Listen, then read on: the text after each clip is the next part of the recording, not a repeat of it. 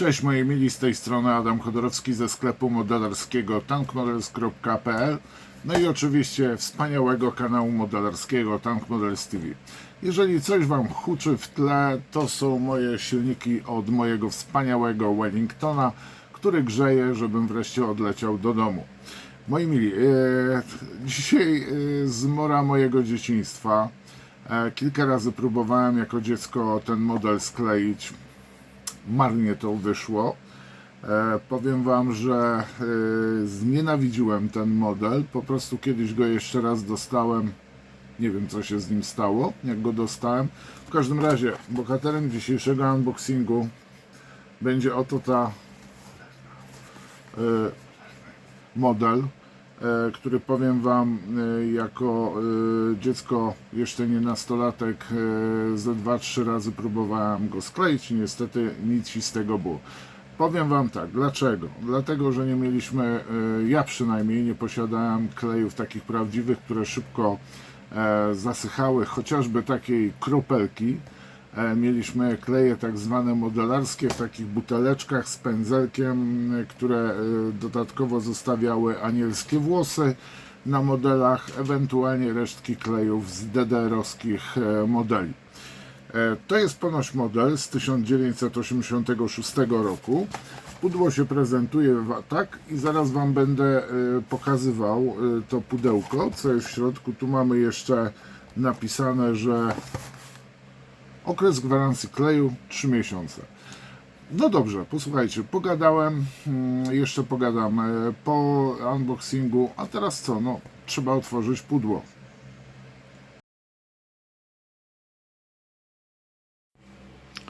Chodź tu, zmoro mojego dzieciństwa. Założyłem rękawiczki, żeby mnie nie udziabało, żeby człowiek na coś nie zapadł. To jest najprawdopodobniej druga grafika tego modelu z serii Micro 72 wydawanej przez ZTS Plastyk. Jest to polski samolot LWS Czapla, a tak naprawdę RWD-14B. Miał to być samolot rozpoznawczy, łącznikowy. Konstrukcja był to samolot górnopłat, zresztą jak to widać, oczywiście dwumiejscowy. Z tyłu był również strzelec. Co dalej mamy po bokach? Kolekcja modeli samolotów polskiej konstrukcji używanych w Polsce. I tu mamy, posłuchajcie, zapowiedź JK1M i JK1 właśnie tego garbatego. Powiem Wam, że te samoloty sklejałem. Pamiętam, że tam chyba było malowanie Normandia Niemen. Nie były to też super modele. No i co tu mamy z boku? Made in Poland, plastyk Pruszków Parkowa 1, znaczy ZTS Plastyk. I zwróćmy numer modelu S01, czyli to jest ta zmora 01. No i zaglądamy sobie, okres gwarancji kleju 3 miesiące.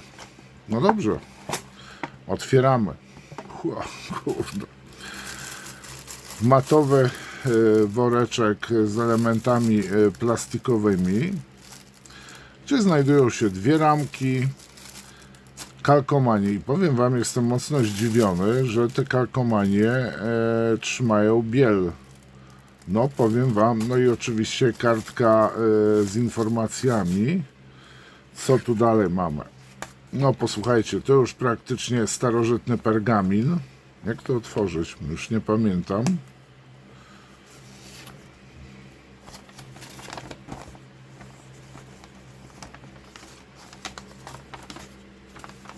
O, kurka wodna. Jak to się czytało? Aha! Dobra, posłuchajcie. Zaraz porwę. Historia samolotu łącznikowo-obserwacyjnego w języku polskim, w języku angielskim, francuskim, niemieckim i na dole mamy dane taktyczno-techniczne samolotu łącznikowo-obserwacyjnego LWS Czapla. Model i instrukcję opracował pan Zygmunt Grochowski w 1976 roku. Boże, jak ja się dzisiaj mylę. Przepraszam, nie przez pana noc montowałem jeden z filmów. 76 rok. 8 lat miałem. Powiem wam, bardzo ładny schemat tutaj rozrysowany jest, jeżeli chodzi o malowanie. Bardzo mi się to podoba. Mamy oczywiście napisane kaki od spodu, czy też na krawędzi. Tu mamy 2, ale wiecie, srebrny. Granica koloru, kaki błękitny, rany, bo aha, błękitny od spodu, dobra, okej. Błękitny kolor, no powiem wam, że zgubić się idzie. Dobra, oglądamy dalej instrukcję. Powiem wam, nie wiedziałem, że ta instrukcja aż była tak skomplikowana. Tu mamy następnie technologia montażu i malowania dla początkujących. Powiem wam, że fajnie to wyglądało, było coś takiego faktycznie. Kolory podstawowe, barwy ciepłe, chłodne, czerwony, żółty, niebieski. No i mamy następnie, tak jasne, posłuchajcie. No i tak, tutaj mamy początek montowania, no i tu mamy opis ikon. Tak prezentuje się, zaczynamy od tego, robimy na tamtym i zwróćcie uwagę, tu bierzemy sobie szpilkę i ze szpilki po prostu drążek robimy. Następnie, nie wiem, czy te elementy są, sprawdzimy zaraz w torebce, czy to też trzeba było dorabiać. Następnie mamy bardzo prosty model, powiem wam, jest na dzisiejsze czasy, to tylko dla takich typów jak ja i myślę, że jeszcze jakaś grupa by się znalazła, która by skleiła ten model. No i tutaj mamy tak, skrzydła, no właśnie, skrzydła skleiliśmy, to jest wszystko ok, skrzydła jest ok, tu mamy coś tam zrobić, no i teraz posłuchajcie, dochodzimy do tego etapu, gdzie miałem połączyć skrzydła z kadłubem. Te skrzydła są dość ciężkie. Jak to się połączyło, to oczywiście te elementy podwozia miałem podłączyć. Klej sechł niesamowicie długo. Ja nie miałem takiej wprawy, więc to było ciągle jakieś przekrzywione. Ten klej doprowadzał mnie do białej gorączki, bo on nie chciał zasnąć. A swoją drogą, jak chciałbym ten model mieć już sklejony. Tak prezentuje się instrukcja. Moim zdaniem bardzo ładna instrukcja i nie można mieć żadnych zastrzeżeń. No i teraz powiem wam o rany. No dobrze, najwyższa pora otworzyć po tylu latach. Sarkofag został rozpieczętowany. Wiem, zaraz dostanę komentarze, że zostaje to zgłoszone, moje barbarzyństwo, do nadzoru. Jak to było? Do konserwatora zabytków. Jak tu Mariusz napisał ostatnio, że zgłosił mnie za profanację zabytków. Powiem wam tak, to jest zabytek. Tu mamy wizytówkę tak naprawdę plastyka, spółdzielnia pracy. No i tutaj mamy samolot LSW Czapla, SWS, 100 zł kosztował, posłuchajcie, ale 100 zł kosztował, proszę bardzo, w grudniu 1986 roku. Czy tu jest numer chałupnika? Tak, jest numer chałupnika, czyli osoby, która home office uprawiała w tamtych czasach, co wam mówiłem poprzednio, że wiele osób, żeby mieć więcej pieniędzy, dorabiało sobie w domu tak zwaną pracą chałupniczą, na przykład skręcaniem długopisów, zenit, właśnie składaniem modeli, pakowaniem niektórych artykułów. I tu mamy właśnie numer chałupnika, najprawdopodobniej 40. Następnie mamy jakieś normy, powiem wam, decyzja zarządu dla dzieci od 10 roku życia, nie mam zielonego, co to jest. Tak prezentowała się właśnie wkładki kiedyś do modeli i powiem wam, że miało to, teraz przynajmniej dla mnie ma to jakiś tam urok, czar, wtedy zbędna rzecz. 2 ramki. Ale teraz obejrzymy sobie te kalkomanie. Powiem wam, że kalkomanie były bardzo dobre u nas w naszych modelach. Nie było żadnego problemu z nakładaniem tych kalkomanii. One nie trzaskały, nie były jakieś grube. Po włożeniu do wody, tylko kiedyś jak człowiek był mały, to wkładał to całe do wody, potem łowił te poszczególne kalkomanie I powiem Wam, że ja nie mogę narzekać, żebym miał kiedykolwiek problemy z kalkomaniami. Teraz tak się patrzę na to, na szachownicę, czy ona jest prawidłowo wykonana. Wiecie co? Nie wiem, sprawdzę to. I jest prawidłowo wykonana. Ten układ kolorów obowiązuje od 1921 roku i obowiązywał do 1993, a od 1993 jakoś tak było zmienione to, że czerwony jest po lewej stronie, a tu mamy biały po lewej stronie i troszeczkę odcień koloru czerwonego się zmienił. Dobra, kalkomanię mamy, czy jest coś z tyłu? Nie mamy. No tutaj nie będę szukał ramki A, ramki B. Patrzymy po numer... O kurczę, pióro, szyba. Tu mamy niższe numery. No i teraz, moi mili, postaram się jak najbardziej, żebyście zobaczyli ten detal, jak i również fakturę na samych elementach. Tak to się prezentowało kiedyś.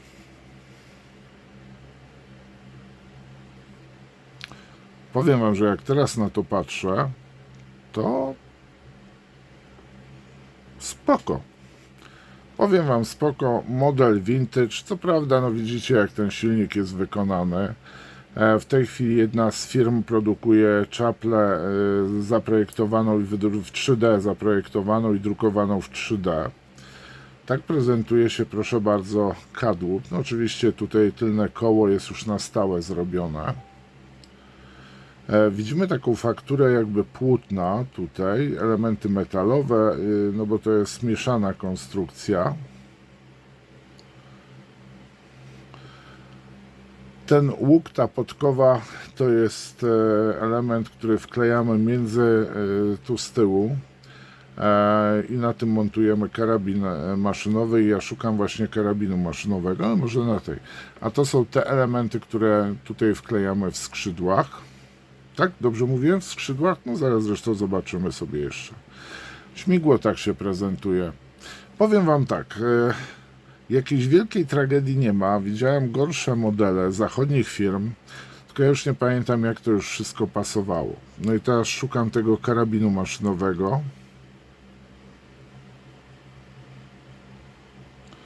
Nie wiem, gdzie on jest. Karabin. O rany, jest. Posłuchajcie. Tak, to jest karabin. Ten element, który centralnie widzicie pod numerem 7, to jest karabin. No i mamy drugą połowę kadłuba. Faktura właśnie płócienna. Jest to bardzo fajnie wykonane. Część metalowa. I malujemy oczywiście polisz kaki. Tylko powiem Wam, że tutaj się robi jeden mały taki zgrzyt, ponieważ podobno niektóre samoloty, szczególnie właśnie takie łącznikowe, były malowane nie taką samą, nie tym polskim kaki, jakim malujemy myśliwce, tylko podobno te kolory były bardziej zielone.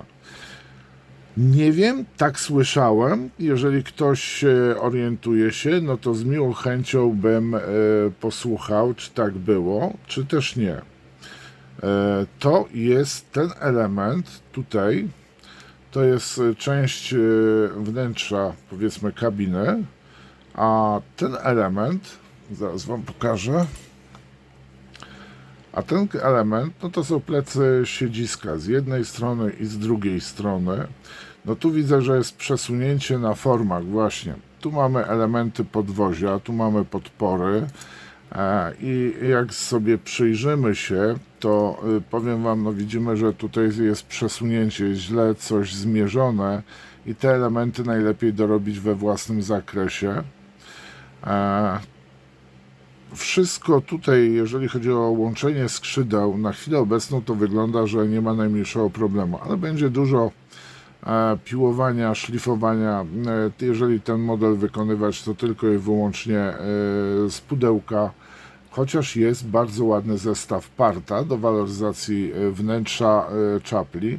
Widzę też, że tu są poprzesuwane niestety formy, ale myślę, że to nie jest przesunięcie w formie, w sensie źle złożona, była tylko źle ją zrobiono. To jest obręcz, pierścień i rury wydechowe od silnika. No i to wszystko powiem Wam, jeżeli chodzi o ten model na chwilę obecną. Na końcu będziecie mieli jeszcze takie zdjęcia statyczne jednej ramki, drugiej, jak i również z detalem. Troszeczkę inaczej oświetlę, żeby było widać bardziej ten, jak można powiedzieć, detal, fakturę bardziej na elementach. Dobrze, posłuchajcie. Aha, i szubka. Nadlewki chyba są. Tak, nadlewki są. Tak, są dwie właśnie wiatrochrony dla pilota, jak i również łącznościowca, chociaż nie wiem, czy czapla ma radio, i strzelca tylnego. Trzeba będzie niestety to wszystko opiłować ładnie i trzymać gdzieś w bezpiecznym miejscu. Tak, moi mili, to jest cały unboxing, ale to jeszcze nie koniec.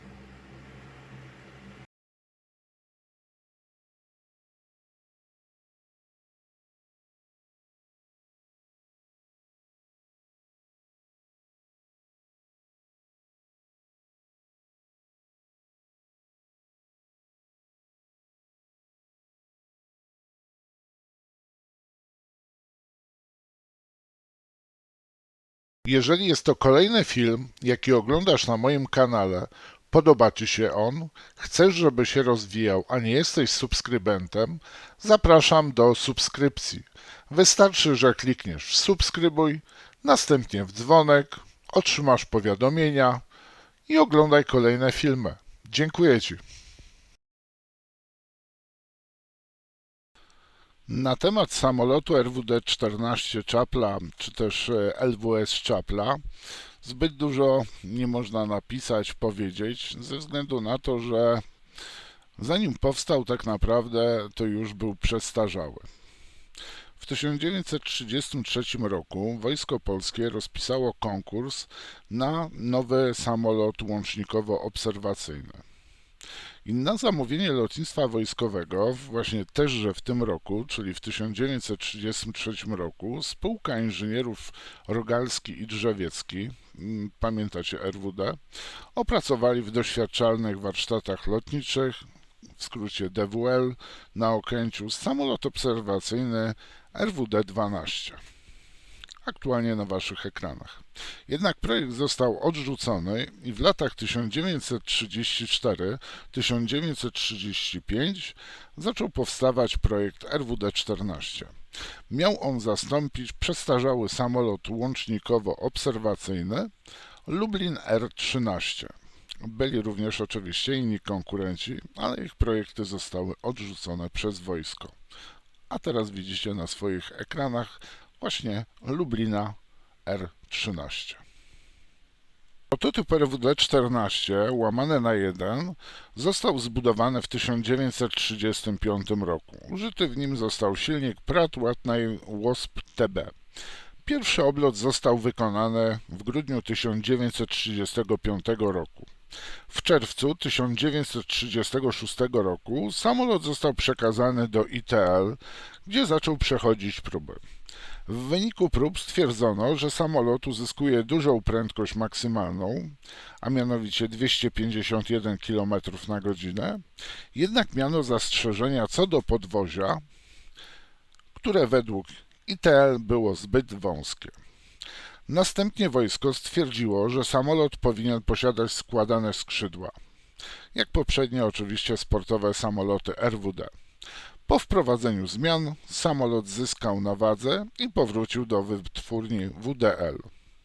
Pracę nad wprowadzeniem zmian powierzono Bronisławowi Żurakowskiemu.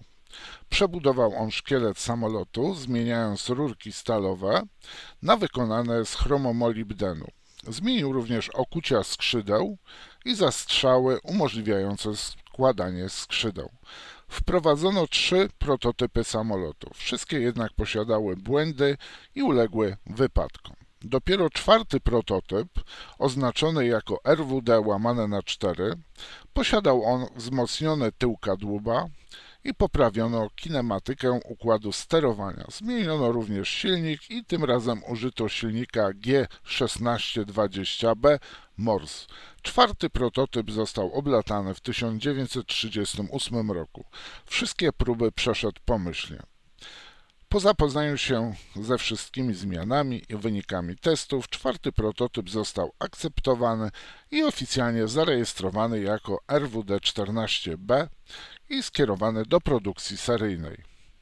Wojsko jednak przeniosło produkcję z DWL do lubelskiej wytwórni samolotów, czyli LWS, stąd też nazwa LWS Czapla. Dokumentację seryjną samolotu opracował inżynier Tadeusz Heliński i zajął się przygotowaniem produkcji tego samolotu. Samą produkcją w LWS kierował inżynier Ryszard Bartel i została ona rozpoczęta w 1938 roku, a do 28 lutego 1939 roku zbudowano 65 samolotów RWD-B Czapla pod oznaczeniem LWS Czapla. Na tylu egzemplarzach zakończyła się produkcja czapli, ponieważ okazała się ona już przestarzałą konstrukcją i w jej miejsce miała zostać produkowana nowa konstrukcja, samolot LWS, a mianowicie MEWA. Można powiedzieć, że była ona odpowiednikiem brytyjskiego samolotu Lysander.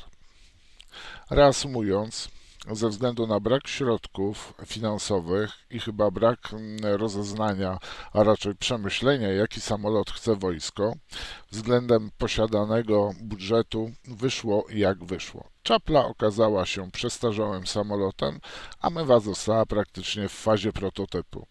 No i oczywiście odwieczne problemy z dostępem do odpowiednich silników. Sami nie produkowaliśmy, a projektami silników gwiazdowymi inżyniera Tańskiego, bardzo wysoko oceniane, wojsko nie było zainteresowane. W czasie wojny obronnej 1939 roku samoloty RWD-14B Czapla były używane w 5 eskadrach jako maszyna obserwacyjno-rozpoznawcza lub łącznikowa. I tu uwaga, Czapla nie posiadała radiostacji, mimo że była to już konstrukcja przestarzała jak na rok 1939, o czym wspominałem. Z około 49 użytych maszyn 35 zostało zniszczonych, a około 11-16 ewakuowano do Rumunii. Polskie władze wojskowe zamówiły 65 sztuk samolotów, które wybudowała lubelska wytwórnia samolotów. Wynika z tego, że produkcja maszyn skończyła się na 49 sztukach, ale na ten temat jest brak stuprocentowych informacji. Teraz coś o samych, powiedzmy, parametrach samolotu. Uzbrojony on był w jeden karabin 7,96 WZ-33 strzelający do przodu i jeden karabin maszynowy 7,7 Vickers F. Podwozie stałe, silnik gwiazdowy PZL G1620B Mors 2 o mocy 470 koni mechanicznych. Długość samolotu była 9 metrów, rozpiętość 11,9 metra, wysokość 3 metry, powierzchnia nośna 22 metry. Masa własna 1153 kg. Przepraszam, 1153 kg. I na koniec samego rysu historycznego kilka zdjęć wnętrza LWS Czapli, czy też jak ktoś woli RWD-14B Czapla. Bardzo ciekawe zdjęcia, tych elementów brakuje w samym modelu. I tutaj mała korekta. Wspomniałem o dwóch karabinach, w jakie był uzbrojony RWD. A mianowicie teraz widzicie na ekranach karabin 7,7 Vickers F, który był zamontowany z tyłu. Ten karabin był obsługiwany przez drugiego członka obsługi, obserwatora, jednocześnie strzelca. Jeżeli chodzi o źródła, to źródła rysu historycznego są wymienione pod filmem w opisie. Ale to jeszcze nie koniec. I jak Wam się podobało? Dla mnie ten model jest nadal zmorą mojego dzieciństwa, początków modelarstwa. Teraz jak na te ramki, powiem wam, patrzę się, no to nie sprawiają tak, powiedzmy, jakiegoś wielkiego problemu. Widać, że jest sporo, powiem wam, piłowania, szlifowania, czasami dorabiania. Chociaż mi się marzy wykonać, akurat Mara, z Mora. Bardziej chciałbym wykonać właśnie ten model, skleić go prosto z ramki, prosto z pudełka i zobaczyć, czy to jest nadal taka zmora z dzieciństwa, po prostu już niegodna w ogóle dotykania, jedynie takiego właśnie jako muzealny zabytek i jako tak wygląda model. Jak się nie powinno produkować modeli? Niestety to jest model, który podobno były duże problemy z tym modelem, w ogóle z wykonaniem tego modelu. W ogóle ZTS Plastyk, ja słyszałem różne dziwne, legendarne jakieś opowieści, że miał być jakiś model powstać, forma zaginęła gdzieś w transporcie. No cuda na kiju czasami słyszy się. W każdym razie, kto z was sklejał w ogóle czaple? Skleił czaple jako dziecko, chłopiec, czy nawet jako nastolatek, bo tak jak mówię, ja ze względu na brak, powiedzmy, odpowiednich klejów, zwalę to na klej i na pewno braku umiejętności wtedy po prostu porzuciłem te modele, chyba że jakiś stał taki krzywulec gdzieś w regaliku za szybką przy książkach. Jakie wy macie wspomnienia, na przykład właśnie po czapli? Ciekaw jestem. Sklejaliście? Jakie wrażenia? Tylko takie od serca wrażenia, nie to, że ktoś wam dał super klej, no zarąbiście. Bardzo się cieszyłbym również, ale sklejaliście, mam nadzieję, klejem modelarskim do plastiku, czy tam klejem do plastiku. Straszna substancja, powiem wam. Dobra, posłuchajcie, kończymy. Zmora mojego dzieciństwa, dzisiaj wam zaprezentowałem ten model, no i ciekaw jestem, co wy powiecie na ten temat. Pozdrawiam was, trzymajcie się, hej. Jeżeli jest to kolejny film, jaki oglądasz na moim kanale, podoba ci się on, chcesz, żeby się rozwijał, a nie jesteś subskrybentem, zapraszam do subskrypcji. Wystarczy, że klikniesz w subskrybuj, następnie w dzwonek, otrzymasz powiadomienia i oglądaj kolejne filmy. Dziękuję ci.